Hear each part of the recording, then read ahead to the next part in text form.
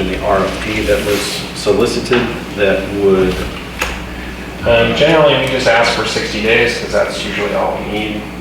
is there anything though that would talk about appropriation of funds? As far as, Meaning that we would obviously agree to award pending appropriation of funds. Appropriation of funds would be in the form of grant in this case. Again, it required negotiation on your part with the contractor, but with that not being included in the RFP, we would have to rebid it with that term because it's substantive.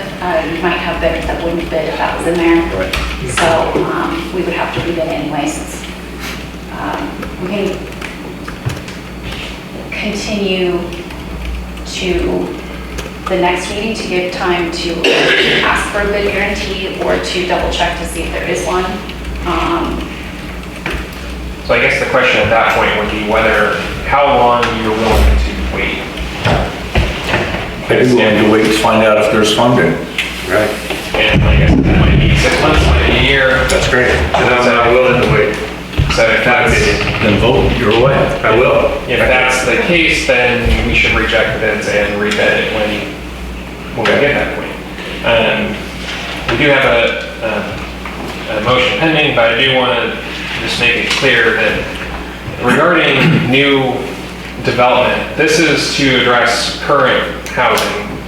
If new development were to come in and we were to pay for this out of pocket, we would also want to form some sort of a C.S.D. community facilities district to recoup the cost from new development for this. So that would be something we would want to bring forward as part of construction, especially if we're paying out of pocket for it.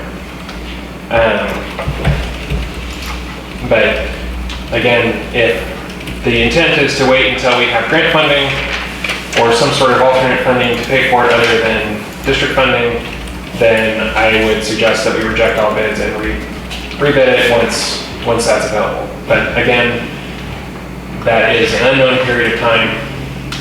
Could be 6 months, could be a year, could be 5 years. Like to amend your motion, I'll amend it as Christina? it was So described. reject all bids and bring back Yes, information once grant funding is available? thank you. And I assume you still second. Owen Davis? John and then Owen? Yeah, that's good. Okay, let's have a vote to reject all bids and bring back for grant funding when grant funding information is available. By Director Green, second by Director Davis. Have a vote. Director Davis? Yes. Director Beatty? No. Director Green? Yes. Director Smiley? No. Director Sangster? Yes. Passes 3-2, 0 absence.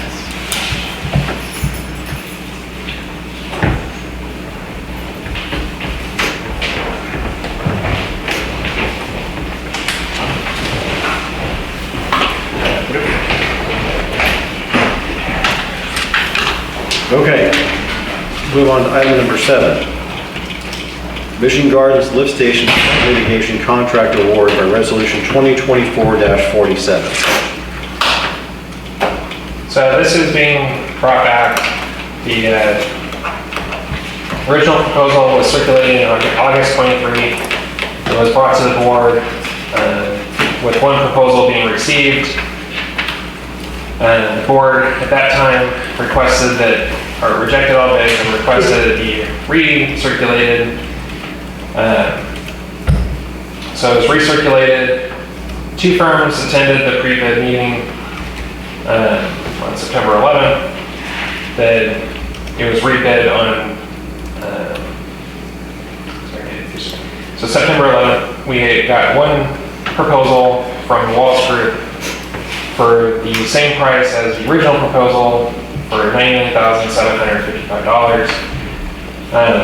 For those who aren't familiar with this project is to determine the best alternative for protection of this lift station in the event of a future flood in 2023 we experienced a flood, which flooded the site, damaging the flow meter and stopping the lift station. If that storm had been any worse, it would have flooded the whole site, compromising the entire lift station. So this project is to determine what actions can be taken, either by building a flood wall, relocating the lift station, to protect it from a 30, 50, or 100-year future flood, which is likely. Originally, this project was being proposed under USDA funding. However, similar to the last project that was just declined, the USDA funding is contingent on having this work done for them to make a determination on whether it's a viable project. There isn't any other identified grant funding to pay for this project at this point. All the homes in Mission Gardens pay a surcharge every month for this lift station for the maintenance and care of the lift station. So if district funded, this $99,000 would come from the funds that they have paid towards their, the operation of that lift station since 2018 when it was put into service.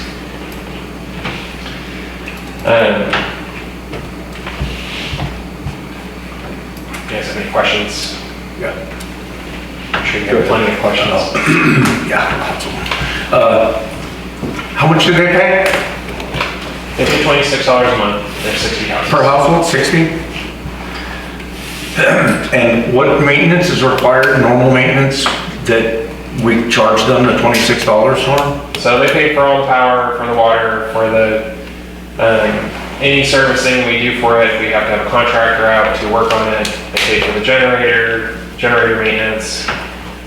They pay for, those costs pay for everything related to that. How much have we spent? Do you know what we spent there since 2018, since it was operational? I don't have that right in front of me. No, okay, but I mean, has it panned out? Yeah. Are we making, is there still money in the pot, or have we spent their fee? We've been fortunate. We've had, other than regular maintenance, we haven't had any major failures other than what happened in 2023. So from a cost perspective, they're paying for that in full, and they're putting money aside for major repairs. So we haven't had any major repairs, but that's where that money would have to come from. So it goes into a separate account? So it's in our regular account, but it can be accounted for. It can be? Yeah, it's collected separately. It just is in our regular account.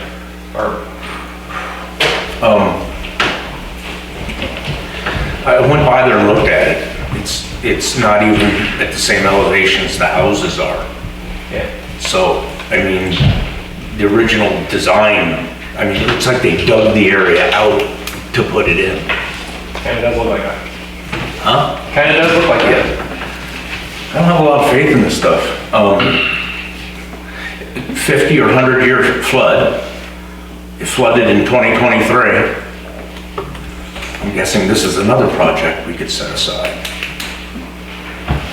So I'm not saying you're wrong. If you were going to put one aside, this would be a one to put aside, I suppose. There is the risk that we have any year where we have a flood, it damages the whole thing, and we end up spending $200,000 providing service because... Now, FEMA helps us out. FEMA took a year and a half to give us $4,000. To you what? To give us $4,000. And how much damage occurred? Well, ultimately they paid us $15-something thousand, but in the 2023 instance, our cost to get it going again was $4,000. If that storm was worse and flooded above the level of the lift station to where it was actually flooding into the lift station or flooding into the control vault or into the controls or into the generator where it wipes out the whole thing, then we could be, renting a bypass pump for months and months and months Okay. until we get some sort of repair done. So We would be out that money for, potentially for years before we got that money back. So how difficult would it be just to raise the equipment and the manhole? So that's possible. The problem with that becomes how you take care of it. So we have to have truck access to get to the manhole to clean it. So when we do deep cleaning of the manhole, it requires a vacuum truck to get in there, or to get close enough to it to suck it out. Okay, but if you raise the manhole 6 feet, that's not gonna interfere with the vector truck. You won't be able to get to it anymore. And then you have another problem of you having to have, Why wouldn't you be able to get to it if you added So it's- 6 feet of raise? if it's right here, Yeah. and you put it up here, Yeah. I'm 6 feet tall, Right? so that's above where the truck's going to be able to get to it. A vector truck? Yeah. So you can go up, but you're going to have a hard time, because now it's already 13 feet deep, so now it's 19, 20 feet deep. It doesn't affect the vector truck. Well, the vector truck can suck it out there, but you have to be able to get to it to do it. And if you have to have, I mean, it is, I don't want to talk about it all night, but it is an option to do that. That is one of the things that can be considered. It just, when you do all of that, if you raise that manhole up 6 feet, then now you have to raise all the controls up 6 Yes, feet. right. These are all separate things. Right. And you have to have ban access to those, and they have to be, has to be OSHA compliant access. So you end up with building a lot more just to raise that. OSHA doesn't require fall protection at 6 feet. It's 7 feet. I think 6 feet would even be overkill, because if the water level rose 6 feet, you wouldn't, all the houses would be in the water. You're not gonna be there to flush the toilet, okay? A vector truck, I ran a vector crew for 9 years, that raising the whole 6 feet's not gonna affect anything. You can always get down in there to clean it. That's not a problem. You just need an exterior, interior ladder, boom, you're done. But you'd have to raise the equipment too. I'm just curious, I mean, this is $100,000 just for design. It has nothing to do with repairing it. It doesn't fix it. Well, that's our common problem is that we end up having to pay for a design to go out and get funding to fix it, because the district doesn't generate enough funding to just pay cash for these things. For instance, if we were to have to build a wall, the estimate to build a wall around, a flood wall around it, is $100,000 to $200,000, and potentially up to A dirt $500,000. berm wouldn't cost you that. We don't own the land around us. Who owns the land around you? The homeowner at the end of the road. Well, I guess you can go ask him what he wants to do. Right, building a wall, or building a berm, changes the flood channel, which the Army Corps of Engineers has to say that that's okay. Right, but, I mean, you're just making the river deeper now and putting protection around that. But it's not that simple. I know it's not, but,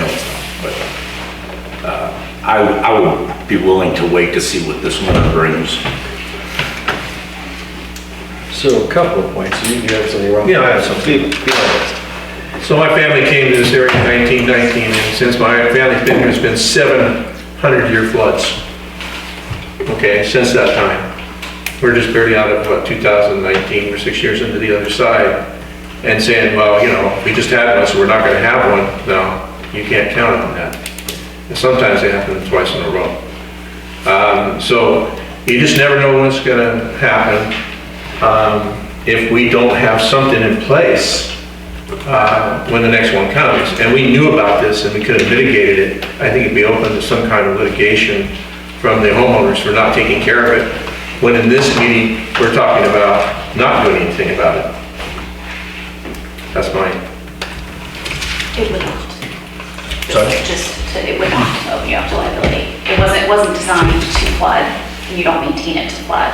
Okay. You're maintaining it at the levels that you Cool. can with your funding, and so you would be clear on liability if there was some kind of flood or damage, unless you failed to follow your maintenance policy or if there's a design flaw. But it sounds like it's been there a while. Otherwise, it's an act of God. Who's responsible for if the lift station water waste spills out onto the street and contaminates it? Who would be responsible? So we're responsible for what happens there. So if there is some sort of a failure, equipment failure or whatever, and it overflows and comes out, we're responsible for that. Unfortunately, with the storms last year, the state has proven that they're willing to go after agencies for even acts of God where a spill occurred because of the storm. Pretty small, I don't know if they would come after us for that, but Depends on if your scope is up to date and compliant. so theoretically, we're responsible for what goes into that lift station, what comes out of that lift station, all the time.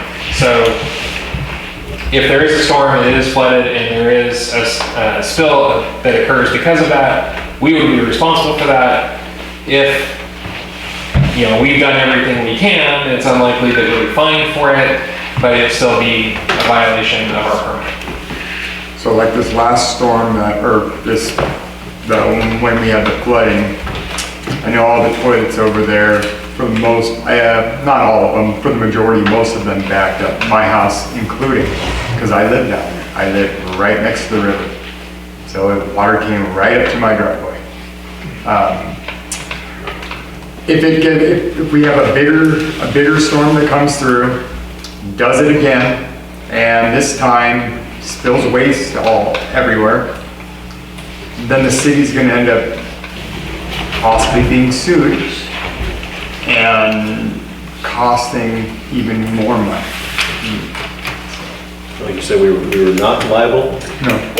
You shouldn't be, as long as you're maintaining, Yeah. you're not The design. required to install new infrastructure, as long as it's working. I mean, these are natural disaster situations that we're talking about here. It is something that is anticipated, but they're acts of God, so Yeah.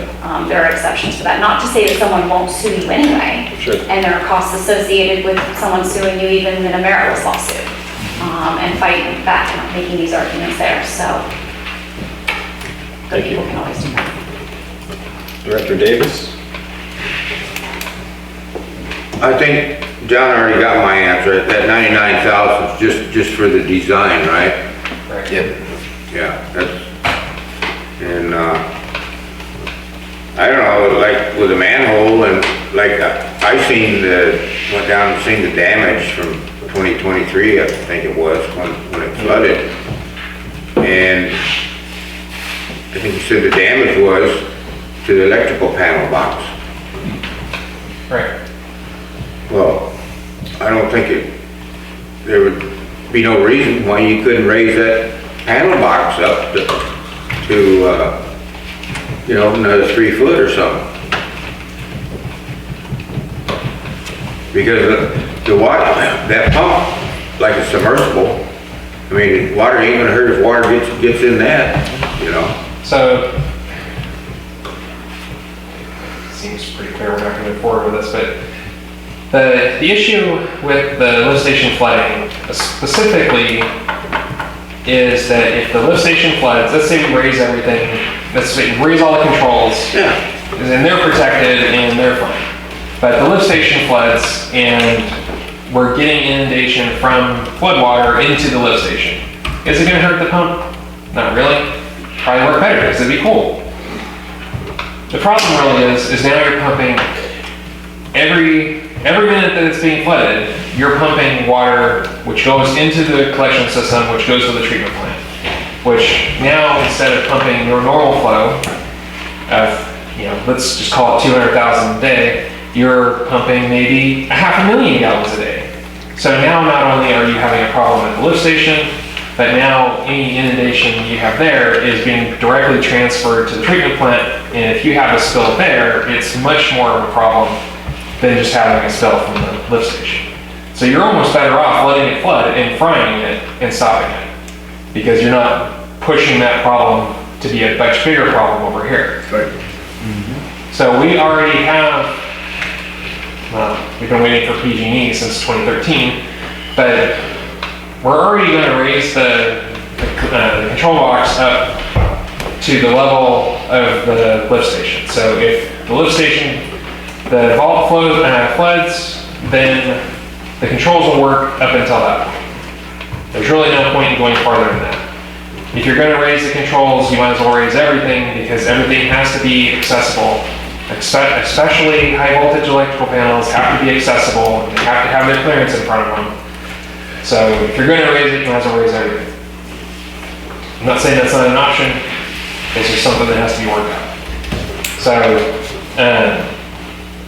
it doesn't seem like we're in favor of this. I don't remember if we had public comment or not on this yet, but We haven't yet. I mean, I had some thoughts as well. I mean, I know what the end game and what we're trying to achieve here is.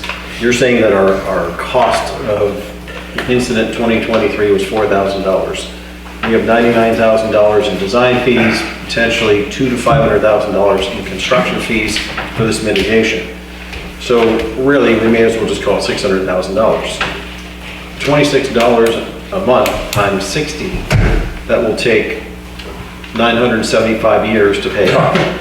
So financially, I mean, Dr. Beatty lives there, so it's an incredible financial burden on 60 homes to absorb the cost of this kind of thing. So where I'm going with this is it possible that there is a temporary solution when these events are expected? We knew it was going to rain. We knew that it was going to be a very bad event. So if we're prepared for it, is there something that's temporary that can be used to mitigate it? A coffer dam, I don't know what, but some other way that those costs are only at the time that we're expecting the event, instead of spending $600,000 for potentially 7 events in 100 years. And not saddling that portion of the community with $600,000. yeah, we can look at other options. This was being brought to the board because this is something that needs to be addressed. Agreed. I mean, we can do a lot of temporary things. Some of them work, some of them don't. Understood. How long did it take the water to recede? Which time? Because it came 2023? and went like 5 or 6 different times In one year. in like 3 or 4 days. Right. It came and it went, it came and it went, it came and it went. It goes down pretty quickly. It didn't stick around. No, it stuck around. It was around for a while. Like And 3 then days? Then it went down and it came back up, and it came back up almost to where it was the first week. Yep. And it was just Well- going back and forth. And that's what's gonna happen. They named the street Silka for a reason. So, yeah. Okay. Is there any other comment from the board? Okay. Public comment? Yeah, thank you, very well. Obviously, everybody already knows here, I was now the city fireman for 30 years. I've been to many floods and emergencies throughout our state, not just in the city of Los Angeles. You guys aren't the land use authority here, the county is. So whoever approved this deal, it's on the county, it's not on you. And if you had to build a storm wall or some kind of thing, it doesn't have to be at one time. It could be continuous a little at a time until you get to where you want it to be. And raising vaults and different things that have electric components is a lot simpler than the other kind of things that you could do. It's like, I can't believe that people would want to spend numerous amounts of money when you built in a flood zone and didn't realize it was going to flood at some time. And that's pretty stupid. I'm sorry.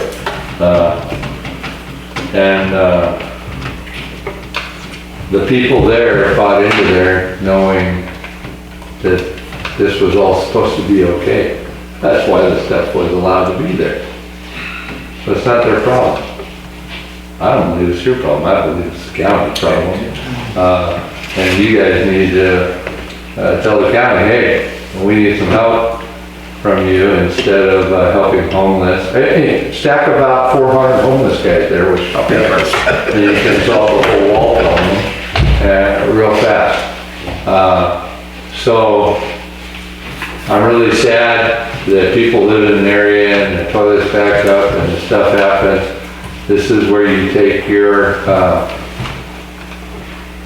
brain power before you buy a place, and you learn what the water availability is, what the problems are, what the hazards are, if you're in a chimney, if you're in a storm drain, what the heck.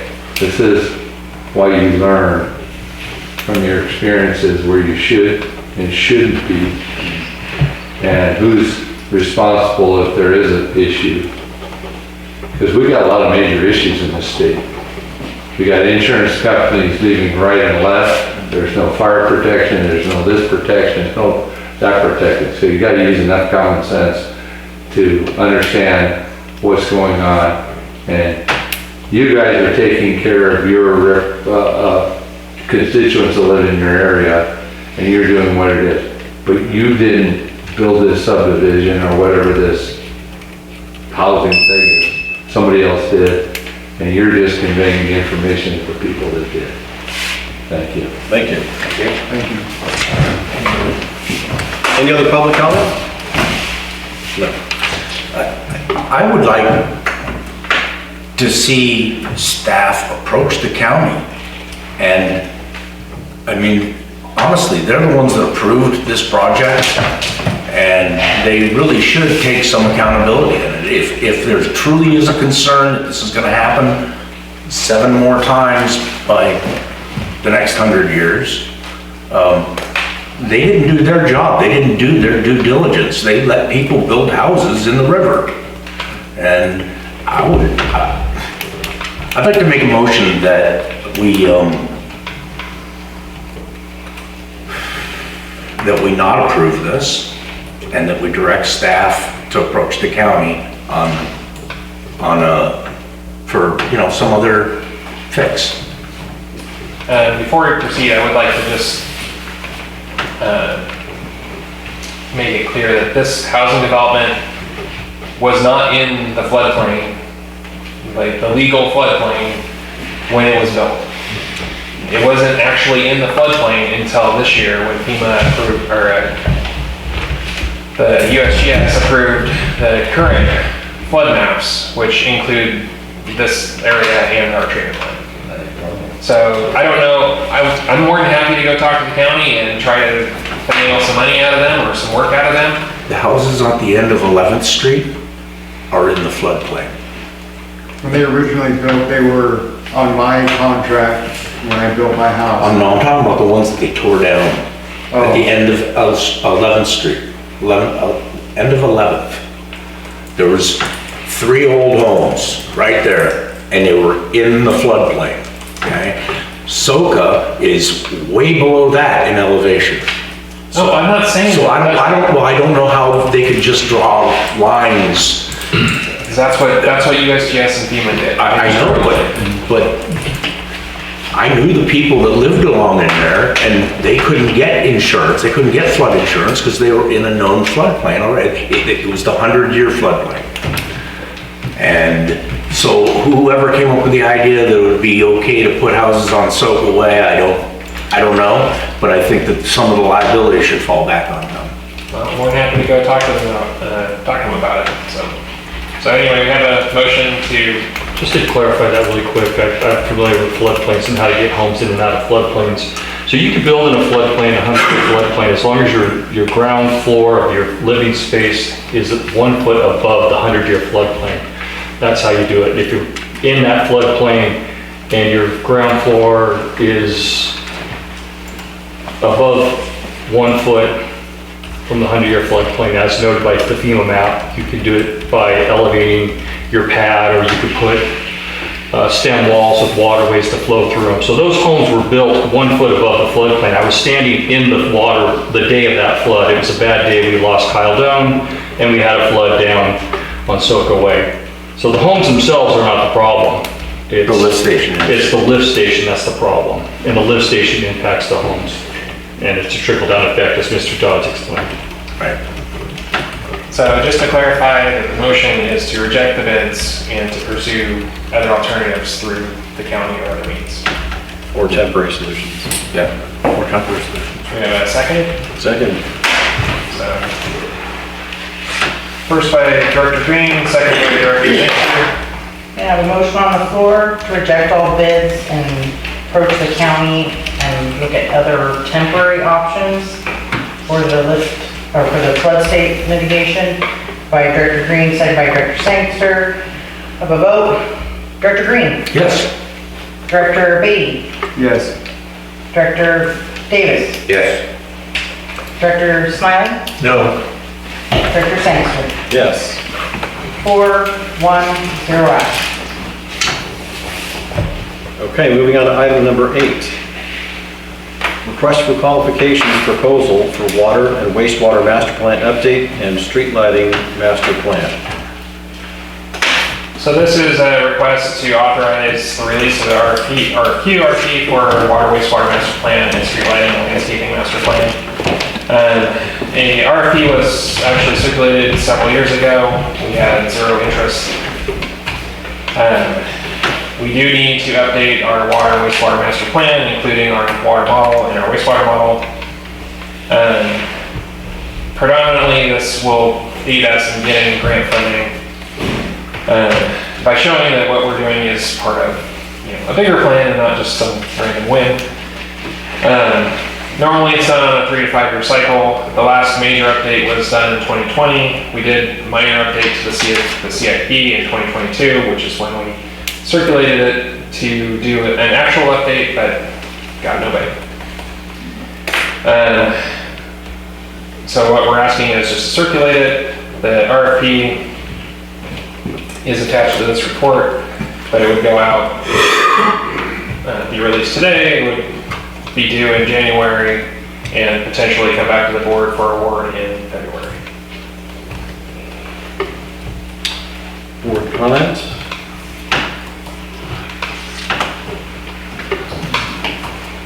Do you have a comment, Mr. James? Yeah, I thought Bentley did. Yes, I have a comment. We've already spent how many million just on consultants and designs for that wastewater treatment plant? I don't have the number in front of me, but... That's quite a bit. I think it's close to 2 million. Well, I think the total isn't quite 2 million. I think... Yeah, it was pretty close, if I remember right. I don't know. Anyway, I don't have the number in all front of me. right, we spent $1 million plus on consultants and design of that. Okay. And we haven't got nothing.